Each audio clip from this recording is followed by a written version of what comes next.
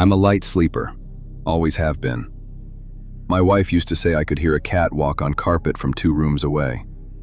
She wasn't exaggerating by much. So when the sounds started coming from the ceiling above our bedroom, I heard them right away. I just didn't take them seriously fast enough. First time was a Tuesday in early September. One slow creak, like something shifting its weight, then silence. Old house settling. I noted it and went back to sleep. 2 nights later, the same sound but longer. Something dragging itself a few feet across the other side of the drywall. I told myself it was squirrels.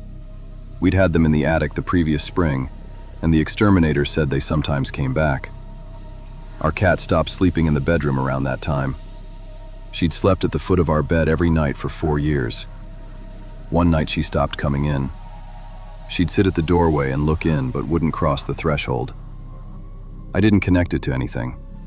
My wife was away visiting her parents in mid-October. The sounds had gotten more frequent by then. Most nights, sometimes for an hour or more, something moving deliberately across the ceiling above the bed. Not random, deliberate.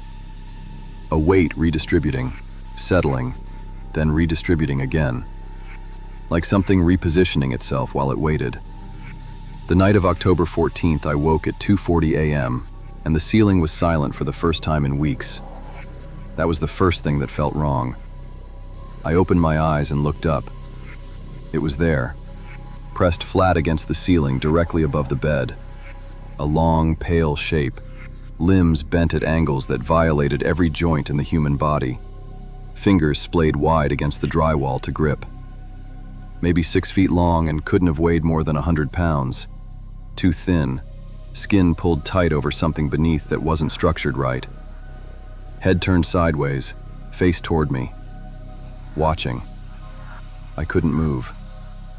I lay on my back and looked up at it, and it looked down at me, and for 15 seconds nothing happened. Then it started to come down, not dropping, descending slowly, deliberately, the way a spider descends in full control. Those long fingers walking down the wall above the headboard, the body folding and adjusting. The smell hit me as it got closer. Raw meat and something chemical underneath, the back of your throat when you're about to vomit. It was 4 feet above my face when I moved. I rolled off the bed and hit the floor hard on my shoulder, and got to the door and it hit the mattress behind me. I heard the impact, felt the air displacement, heard the bed frame crack under the weight of it landing. I got the door open, got into the hallway, pulled it shut behind me, and put my back against it.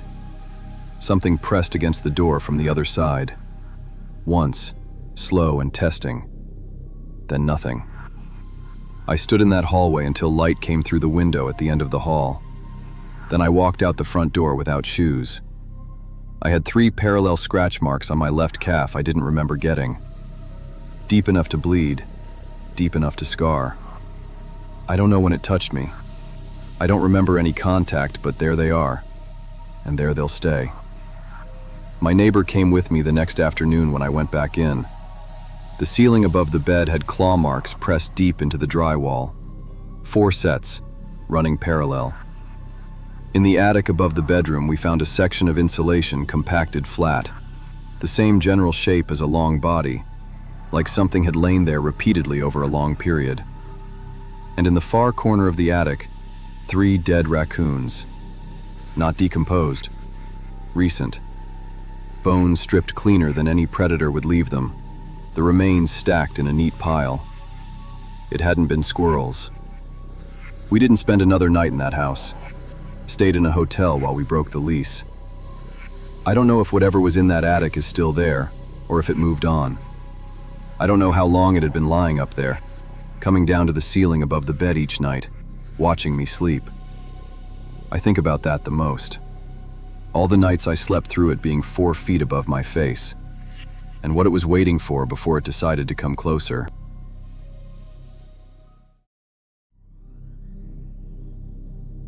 The attic hatch is in the hallway ceiling between the 2 bedrooms. We never used it. No pull-down stairs, just a panel you push up with a ladder. Nothing up there worth storing. The previous owner said the insulation was good and there was no reason to go up. We took his word for it. The scratching started in November. Subtle at first, the kind of sound you think you might be imagining. We live close to the woods and had dealt with mice before, so we put traps in the crawl spaces and waited. The traps caught nothing. The sounds got louder. By December, it wasn't scratching. It was movement, something with weight, repositioning itself in slow, deliberate stretches across the ceiling above our bedroom, then back toward the hallway. We could track it by sound. Some nights it paced for hours. My wife stopped being able to sleep through it. I went up twice to check. Second time, I found a section of insulation near the far wall flattened and pushed aside, and on the wooden joist above it, 4 parallel scratch marks pressed in deep. I took a photo, came down, and didn't go back up. We called an exterminator. He went up and came back down faster than I expected, said he didn't see anything, recommended sealing gaps in the eaves. He didn't make eye contact. His company never called to follow up. January 9th, 1:15 a.m. I woke to a sound I hadn't heard before. Slow, grinding pressure on the attic hatch, the panel shifting in its frame. I sat up and looked at the hallway. The hatch was moving. I was halfway out of bed when it came open. The panel dropped inward and something came through the opening, unfolding limb by limb the way a spider comes through a gap that looks too small for it. Long arms first, fingers gripping the frame edges, and then the rest of it pulling through and hanging from the opening before dropping to the hallway floor. It landed without a sound. I yelled for my wife, grabbed the bedside lamp, the only thing within reach, and got into the hallway doorway. It was between me and my daughter's room. Standing, 6 feet tall or more, bent slightly because the hallway ceiling was too low for it to straighten fully. Pale, impossibly thin, arms hanging past its knees. It turned its head toward me slowly, that mechanical rotation, and I got my first clear look at the face. There was one. There were features, but they were arranged wrong in a way my brain couldn't process, like a face reconstructed by someone working from a description who had never actually seen one. The eyes were the worst part. 2 of them, right placement, but nothing behind them that looked back. I went at it with the lamp. I hit it twice across the head and shoulder, and both times the impact felt wrong. Not soft, not hard. Something structurally off, like the resistance wasn't where it should have been. Second time I connected, it made a sound. Not a scream, not anything animal. A high, flat tone that hit the back of my molars like a frequency test. Then it moved. It went past me before I could react. I felt it brush my arm, cold and dry, like touching refrigerated leather, and heard the living room window shatter outward, frame and all. Then silence. My arm where it touched me was numb for 3 days. No visible mark, just numb, deep into the muscle. There was blood on the hallway floor the next morning. A smear, dark, too thick. We don't know if it was mine or the creature's. I had a raw patch on my forearm I couldn't account for, like a friction burn. My daughter had slept through all of it. I have never been more grateful for anything in my life. The front window had blown outward, glass in the bushes, frame bent at the bottom where something had pushed through with force. The attic hatch had fresh scratch marks on the underside of the panel, on the inside. It had been working on it for a while before that night, testing it from above, learning how it opened. We were out of the house in 4 days. I sealed the hatch with 3 inches of screws before we left. I still think about whether that was enough.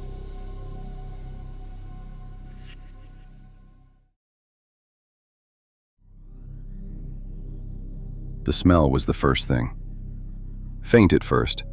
I thought something had died in the walls, which happens in old houses, and I figured it would pass in a week or 2 the way these things do. But instead of fading, it got more specific, less like decay and more like something biological and wrong, the way a wound smells when it's been closed too long. The bathroom ceiling was where it was strongest. A dark patch, maybe 2 feet across, spreading slowly outward from the center. I poked it with a broom handle, and the drywall gave, soft and damp. Assumed a leaking pipe and called a plumber. The plumber checked the bathroom ceiling, checked the crawl space above through the access panel in the upstairs closet, and came back looking like he wanted to be anywhere else. No leak, he said. The moisture in that section wasn't from any pipe. He strongly recommended I call someone to inspect more thoroughly, packed his tools faster than was strictly professional, and left. He didn't specify who I should call. He just didn't want to go back up there himself. I waited 2 more weeks. The smell got worse. The patch got larger. I started hearing sounds from the crawl space at night. Not movement exactly, more like settling. Slow, heavy breathing, the kind something large makes when it's at rest. On a Saturday morning in late September, LED work light on an extension cord, neighbor on standby with my location on his phone, I went into the crawl space myself. 3 feet of clearance up there, insulation packed between joists, the smell hitting me hard around 10 feet in. Up close it was overwhelming. Raw meat and ammonia and something muskier underneath. Animal and wrong. My light swept ahead. The section above the bathroom had been altered. Insulation pulled out and piled to the sides, clearing a flat area 4 feet wide on the subfloor. In the center of that area, a depression, shaped like a long body, where something heavy had lain in the same position for a long time, the wood worn smooth. Around the edges, bones. Small ones mostly, birds and squirrels and what looked like a cat's skull, picked completely clean. Not scattered, arranged, sorted by size, stacked to clear space. I was on my hands and knees 6 inches from the depression when I heard something behind me. I turned, clumsy in the tight space, shoulder hitting a joist. My light swung and caught it. At the far end of the crawl space, between me and the access hatch, something was moving toward me. Low and fast and flat against the subfloor, moving the way water moves through a gap, filling every inch of available space. I screamed. In that confined space, the sound was enormous and it stopped. 3 feet from my face, in the full beam of the work light. I saw it clearly. I wish I hadn't. Pressed flat against the subfloor, but wrong even flattened. Too elongated, limbs folded against its body in configurations that didn't work for the joints they were supposed to have. Face turned toward me. 2 eyes catching the light back flat and reflective, the same way a photograph of a face reflects light. No depth, nothing behind them. The mouth was open. It had too many teeth and they were the right color, and somehow that was worse than anything else about it. I swung the work light at its face.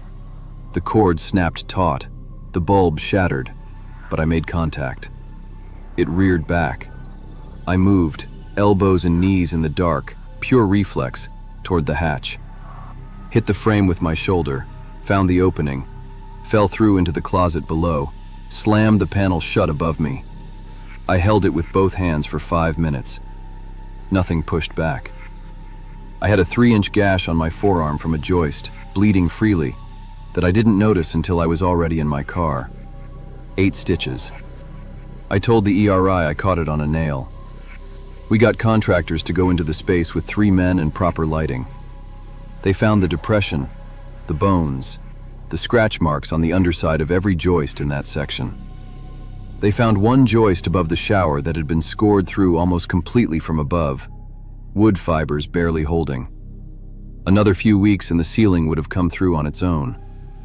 Whatever was up there had been working on the ceiling, from above, taking its time. I don't know what it was waiting for. I don't know why it hadn't just come down through the access panel on its own terms instead of engineering a collapse. Maybe it wanted the element of surprise. Maybe it had a reason I don't have the framework to understand. I think about that cat skull in the pile of bones. We have never owned a cat. Something else brought that one in.